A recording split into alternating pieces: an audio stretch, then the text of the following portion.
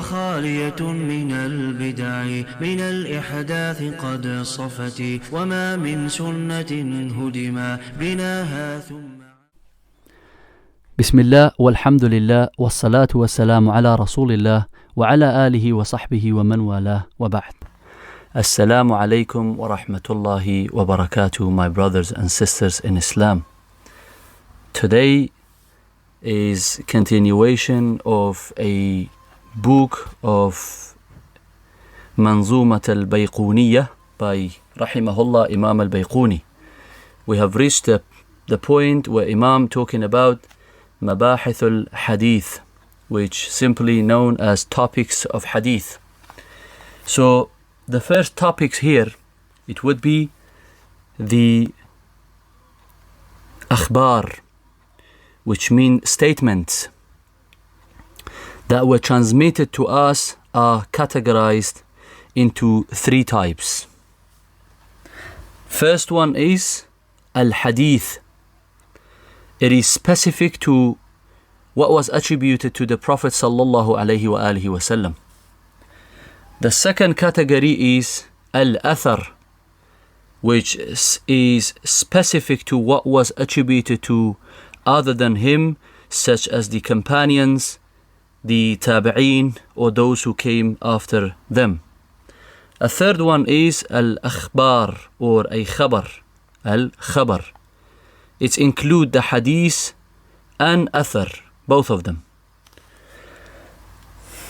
And the athar is not taken as marfu', meaning lifted to the Prophet sallallahu alaihi wasallam, unless it is specifically attributed to him, e.g. by saying that the athar is from the Prophet sallallahu alaihi wasallam. However, in general, the athar is attributed to a companion or someone from the later generation. The second topic is the three states of receptions of hadith or a athar, the reception. The first one is proclamation that the narrator heard from the teacher.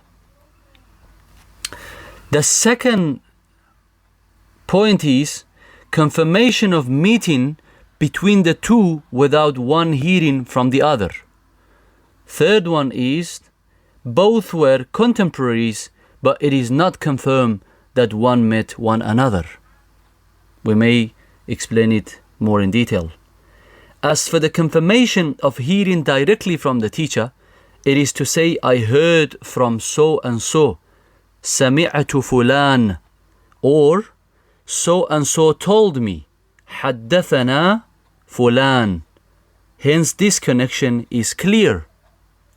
As for the confirmation of the meeting without the hearing, the narrator would say, so and so said, such and such, which in Arabic, قال فلان كذا وكذا, or on the authority of so and so, عن فلان كذا وكذا. He does not say, I heard or he told me, but the meeting between the two is confirmed. Hence, the narration is considered to be connected as long as the narrator has integrity. He would not have attributed a saying to anyone except that he would have heard it from him, and this is the root principle, which in Arabic called asl. There is a question which, and if he lived, if the person, the narrator, lived in the same era, but it is not confirmed that he met the narrators above him in the chain, is this hadith taken as connected hadith? These two opinions, the first one is Imam al-Bukhari, rahimahullah, said, it is not considered as connected until it is confirmed that he met him. But Muslim, he said, it is regarded as being connected. He said it is regarded as being connected as long as he lived in the same era as him and attributed the narration to him. then the asl is that he heard it from him. However, Al-Bukhari's opinion that it's must to confirm that the narrator met whom he narrated from is the stronger of the two. Due to this reason, Sahih al-Bukhari taken to be sounder than Sahih Muslim, as Imam al-Bukhari made the meeting between the narrator as a requirement, whereas Muslim did not take it into an account.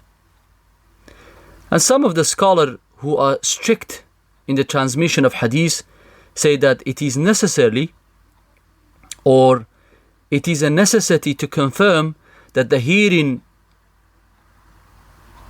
because the narrator may have met one he narrated from but did not hear from him, but he said but did not hear from him. It's possible to narrate from him but he did not hear from him. Definitely this requirement is even stronger. However, if we take the hearing as a prerequisite, we would have missed out on a significant amount of authentic sunnah, which is the soundest of all books of the sunnah, and which is the soundest of the hadith or sahih. We say that the ahadith, plural of hadith, that Imam al-Bukhari and Muslim agreed upon are considered as the soundest ahadith. For example, Imam al-Hafiz ibn Hajar al-Asqalani, he said after a hadith in al-Bulugh al-Maram, muttafaqun alayh, agreed upon, i.e. reported by Imam al-Bukhari and Muslim. This is followed by what al-Bukhari reported as his requirement is stronger than that of a Muslim, which is the confirmation of the encounter between the narrator and the one he narrated from. This is contrary to a Muslim who regarded the existence of the two in the same era as sufficient, without having to confirm the encounter. As such, al-Bukhari's criterion is stronger and more rigorous. Therefore, the scholar says the Sahih al-Bukhari is sounder than Sahih al-Muslim. Now, the Sheikh in his book giving a little poetry about Imam al-Bukhari and Muslim, both of them, describe them as, the composer of the poem says, تشاجر قوم في البخاري ومسلم لدي وقالوا أي ذين تقدم فقلت لقد فاق البخاري صحة كما فاق في حسن صناعة مسلم. The people quarrel regarding al-Bukhari and Muslim in my presence, and they say which of the two is better. So I answered, indeed al-Bukhari outshine in term of soundness, just like Muslim excelled in term of craftsmanship to perfection. He meant the Muslim's arrangement and sequence of the channel of the hadith better than that of al-Bukhari, but in term of soundness, that al-Bukhari outshined the Muslim. And in the science of hadith, we are more concerned with soundness than the arrangement and quality craftsmanship. There are 7 rank of hadith, 7 rank of ahadith, and they are: number 1,